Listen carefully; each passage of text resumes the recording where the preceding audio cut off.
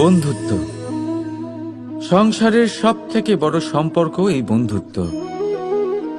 জীবনে মা, বাবা, ভাই, বোন এইসব সম্পর্ক আমরা বাঁচতে পারি না, কারণ এগুলি আমরা জন্মের সাথেই পাই। কিন্তু বন্ধুত্ব একটাই এমন সম্পর্ক যেটা আমরা বাছাই করতে পারি, যা আমরা বানাই, যা আমরা এগিয়ে নিয়ে যাই। তাই এই বন্ধুত্ব নিয়ে গর্ব করুন। যাকে আপনি বন্ধু বেছেছেন তাকে নিয়ে গর্ব করুন। যদি আপনারা দুজনে একসাথে থাকেন তাহলে সেটা নিয়ে গর্ব করুন। যদি আপনার বন্ধু জীবনে এগিয়ে যায়, সফলতা পায়, তাহলে গর্ব করে বলুন, এই সফল মানুষটি আমার বন্ধু। যদি আপনার বন্ধু কোনো কারণে পিছিয়ে পড়ে, কোনো বিপদে পড়ে যায়, তখনও গর্বের সাথে তার পাশে দাঁড়িয়ে বলুন যে এই মানুষটি আমার বন্ধু। বন্ধুর সাথে একজোট হয়ে দাঁড়িয়ে থাকুন, যে কোনো পরিস্থিতিতে, সেটা ভালোই হোক বা খারাপ। এটাই মানুষের সব থেকে বড় পরীক্ষা। আর যে এই পরীক্ষায় উত্তীর্ণ হবে, বুঝে নেবেন তার জীবনে কোনো বিপদ আসতেই পারবে না, তারও না, তার বন্ধুর জীবনেও না। তাহলে আসুন আর আমার সাথে ভালোবেসে বলুন, রাধা রাধা। আমরা সকলে পরিশ্রম করি আর তার ফলও আমরা ভোগ করি, কিন্তু অনেক সময় এরকম হয় যে পরিশ্রম আমরা করি কিন্তু বাহবা অন্য কেউ পেয়ে যায় বা অন্য কেউ নিয়ে যায়। এবার এই সময় আমরা নিরাশ হয়ে পড়ি, হতাশ হয়ে পড়ি, তারপর কাজে আমাদের একটুও মন বসে না। আমরা আমাদের পূর্ণ যোগদান করা বন্ধই করে দিই। চিন্তা করতে থাকি যে পুনরায় যদি এরকম পরিশ্রম করি আর পুনরায় সেই পরিশ্রমের বাহবা অন্য কেউ নিয়ে যায়, তাহলে সেই পরিশ্রম করেই বা কি লাভ? আর তার পরিণাম, এই সংসার আপনাকে নিকৃষ্ট মনে করতে শুরু করে। এবার আপনি জিজ্ঞেস করবেন, এরকম সময় কি করা উচিত? আপনাকে একটা কথা বলে রাখি, যে যদি আপনি এই নিয়ে চিন্তাই না করেন যে আপনার পরিশ্রমের বাহবা অন্য কেউ পেয়ে যাবে, তাহলে আপনি এই সংসারে মহান থেকে মহানতর কাজ করতে পারবেন, প্রত্যেকবার নিজের থেকে ওপরে যেতে পারবেন। আর এই সিঁড়ি অনেক লম্বা। তাই মনে রাখবেন, যখন কোনো বাগানে ফুল ফোটে তাহলে লোকে মালিকে বাহবা দেয়, কিন্তু যখন সুগন্ধ বেরোয় তখন লোকে মালিকে নয়, সেই ফুলকে মনে রাখে। সেই জন্য নির্বিকার হয়ে চেষ্টা করতে থাকুন, পরিশ্রম করতে থাকুন, আপনি বাহবা অবশ্যই পাবেন। যদিও বা আপনাকে বাহবা দিতে লোকে ভুলে যায়, এই প্রকৃতি কখনো ভুলবে না। রাধা রাধা। দেখতে গেলে এই সংসার বড়ই সুন্দর, কিন্তু আসল সত্যি এটাই যে সংসারে সবকিছু নশ্বর। যেটা কাল ছিল তা আজ নেই, যা আজ আছে তা কাল ছিল না, আর যা আজ আছে তা কালও থাকবে না। প্রত্যেক মানুষকেই যথাসময়ে কালের কাছে মাথা নত করতে হয়। এই রূপের বিনাশ করে বার্ধক্য, প্রাণের বিনাশ করে মৃত্যু, আলস্য, ঈর্ষা ধর্মের বিনাশ করে, আর ক্রোধ বিনাশ করে সম্পর্কের। কিন্তু এরকম একটা অনুভূতি আছে যা একাই সমস্ত গুণ বিনাশ করতে সক্ষম হয়, আর সেটা হলো অহংকার। তাই জ্ঞানকে নিজের কাছে আসতে দিন, কিন্তু অহংকারকে কখনোই নয়। কারণ যদি এই অহংকার আপনার কাছে চলে আসে, তাহলে জীবনে যা কিছু আপনি অর্জন করেছেন, তা সে গুণ হোক বা হোক ধন, সে বন্ধু হোক বা হোক আনন্দ, সবকিছু শেষ হয়ে যাবে।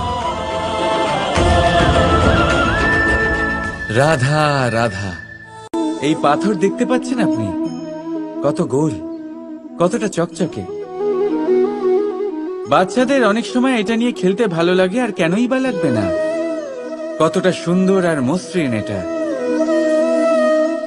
কিন্তু আপনি কি কখনো ভেবে দেখেছেন এই পাথর আগে কি ছিল? কোনো বিশাল আকার পর্বত, কোনো বিশাল আকার পাথরের একটা বড় ভেঙে যাওয়া অংশ বিশেষ, যেটা কোনোভাবে নদীতে পড়ে নদীর ধারার সাথে বইতে থাকলো। মাটির সাথে ঘর্ষণ হলো, বালির কণার সাথে ঘর্ষণ হতে থাকলো, আর তারপর ধীরে ধীরে এই আকার পেল। এবার আমরাও এই পাথরের মতোই। তাই মনে রাখবেন, আপনার ব্যক্তিত্ব, আপনার এই স্বরূপ ঈশ্বরের দেওয়া কখনোই নয়।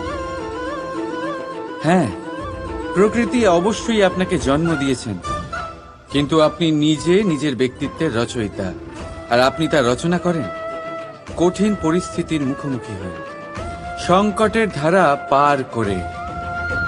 তাই আপনিও এই পাথরের মতো নিরন্তর চেষ্টা করতে থাকুন, নিজের অস্তিত্ব বজায় রাখুন, এই অস্তিত্বকে মহান করতে থাকুন, আর আমার সাথে ভালোবেসে বলুন, রাধা রাধা। বর্ষাকালে যখন ভয়ানক বৃষ্টি হয়, তীব্র গতিতে যখন হাওয়া চলে, তখন আপনি নিশ্চয়ই দেখেছেন যে পাখিরা, যাদের বাসা মাঝে মাঝে ভেঙে পড়ে, নষ্ট হয়ে যায়। কিন্তু আপনি কি কখনো সেই পাখিদের বিলাপ করতে দেখেছেন? কখনো নয়। যখনই সেই বৃষ্টি থেমে যায়, তারা আবার একটু একটু করে খড়কুটো জোগাড় করে তাদের বাসা বানিয়ে ফেলে, নিজের সংসার সেই রকমই বানিয়ে দেয় যেমন আগে ছিল। এমন কেন?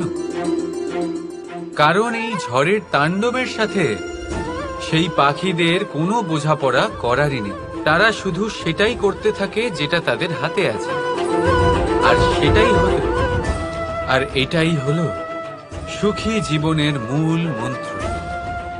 যেটা আপনার হাতে নেই, তা নিয়ে বিলাপ করে আপনার কোনো লাভ হবে না। মনোসংযোগ তাতেই করুন যা আপনার হাতে রয়েছে। যা বদলে গেছে তাকে আপনি আবার বদলাতে পারবেন না, কিন্তু যা আপনি বদলাতে পারবেন তাতে মনোসংযোগ করুন। এই জীবনে একটু ধনাত্মক হয়ে উঠুন, দেখবেন সব শুভ হবে। রাধা রাধা। ছোটবেলায় একটা জিনিস আমি কখনো বুঝে উঠতে পারিনি। আমি সবসময় আশ্চর্য হয়ে থাকতাম যে এটা কি করে সম্ভব হতে পারে। ব্যাপারটা ছিল এরকম, আমি আমাদের গোয়াল ঘরে দেখতাম ভিন্ন ভিন্ন রং রূপের গাভী। কারোর রং কালো তো কারোর রং সাদা, কেউ খয়েরি তো কারোর রং বাদামি। এবার আমি দেখতাম কারোর কারোর শিং বড় তো কারোর এত ছোট যে দেখাই যায় না। কোনো গাভী আকারে ছোট ছিল তো কেউ একটু বড়। কিন্তু যখন সেই সব গাভী দুধ দিত, তখন আমি দেখতাম সেই সব দুধ সমান, রং সমান, স্বাদ সমান, গুণও সমান, আর সমান পুষ্টিও। এবার আমি এটা বুঝতে পারতাম না। আমার দৃষ্টিতে তো সমস্ত গাভী আলাদা আলাদা ছিল। আমি ভাবলাম আমি মাকে জিজ্ঞেস করি। মাকে জিজ্ঞেস করলাম। মা আমাকে বললেন, কানাই, রং রূপ পাল্টালেও গাভীদের বাস্তবিকতা তো পাল্টায় না। গাভী তো গাভীই থাকবে। এবার আমি এটা বুঝতে পারি না যে মানুষ এটা আত্মসাৎ কেন করতে পারে না। দেখুন, রং, রূপ, জাত, ধর্ম, ভাষা, এই সবের উপরে হলো মনুষ্যত্ব। আর মনুষ্যত্বের একটাই ধর্ম, আর সেটা হলো প্রেম। তাই এই প্রেম আপনি সকলের সাথে ভাগ করে নিন, প্রেমের সাথে সকলের সেবা করুন। এই মনুষ্যত্বর অমৃত চেখে দেখুন, আর আপনি বুঝে যাবেন যে আমরা কেউ আলাদা আলাদা নই, আমরা সবাই সমান। রাধা রাধা। সাগর কত বিশাল হয় এই সাগর! কি না করতে পারে এই সাগর! এক মুহূর্তের মধ্যে সব ধ্বংস করে দিতে পারে, প্রলয় ডেকে আনতে পারে, সংসার মুছে ফেলতে পারে। এই সাগর জীবন জ্যোতি নিভিয়ে দিতে পারে। কিন্তু এই সাগর যা মেটাতে পারে না, তা হলো একজন তৃষ্ণার্তের তৃষ্ণা। অন্যদিকে এই ঘোড়া যা এতটাই ছোট যে গোপিনীরা একসঙ্গে অনেকগুলো নিয়ে চলতে পারে। কিন্তু এই ছোট ঘোড়া অনেকের তৃষ্ণা মেটাতে পারে। এবার বলুন, জল সাগরেও আছে, আবার এই ঘোড়াতেও। তাহলে পার্থক্য কোথায়? এখানে পার্থক্য হলো তাদের আচরণের মধ্যে। একজন মাটির মধ্যে মিষ্টি জল ধরে রাখে, তো আরেকজন নিজের নোনা জলের আঘাতে যে কাউকে মাটিতে মিশিয়ে দিতে পারে। আপনি কি হতে চাইবেন? সাগরের নোনা জল হয়ে কারোর আশা চূর্ণ বিচূর্ণ করে দিতে, নাকি মিষ্টি জলের ঘোড়া হয়ে কারোর তৃষ্ণা মেটাতে? সিদ্ধান্ত আপনার। রাধা রাধা। কতবার এমন হয়, আপনি কোনো কাজ করার জন্য কাউকে দায়িত্ব দেন, কিন্তু সেই ব্যক্তি সেই কাজ সম্পন্ন করতে পারে না, অসম্পূর্ণ রেখে দেয়, অথবা ঠিকভাবে করতে পারে না। এবার এই পরিস্থিতিতে কি হয়? আপনি ক্রুদ্ধ হয়ে যান, তার উপরে আপনি রেগে যান, তাকে তিরস্কার করেন, আর তারপরে সেই কাজ সম্পন্ন করতে আপনি নিজেকেই নিযুক্ত করেন, আর শেষ পর্যন্ত সেই কাজ সম্পন্ন হয়েই যায়। এবার এই বিষয়ে সমস্যা সেই ব্যক্তির চেষ্টায় নয়, সমস্যা আপনি যে সেই ব্যক্তিকে ভরসা করলেন তার ছিল। আমরা অন্যের প্রতি ভরসা করাকে প্রথম পদক্ষেপ বানিয়ে নিই, আর নিজের উপরে বিশ্বাসকে শেষ সম্বল। কিন্তু তার বদলে এটাই হওয়া উচিত যে নিজের উপরে ভরসাকে আমরা প্রথম পদক্ষেপ বানাই, তাকে নিজের সহায় মানতে হবে। যদি আপনি এমন করেন, তাহলে পরিণাম আরো সুখকর, আরো আনন্দদায়ক হবে। তাই মনে রাখবেন, এই সংসারে আপনার সব থেকে বড় ভরসা আর কেউ নেই। এই সংসারে আপনার সব থেকে বড় রক্ষাকর্তা আর কেউ নেই, বরং আপনি নিজেই। রাধা রাধা। আসুন আপনাকে একটা প্রশ্ন করছি, সোনা আর লোহার মধ্যে তফাৎ কি?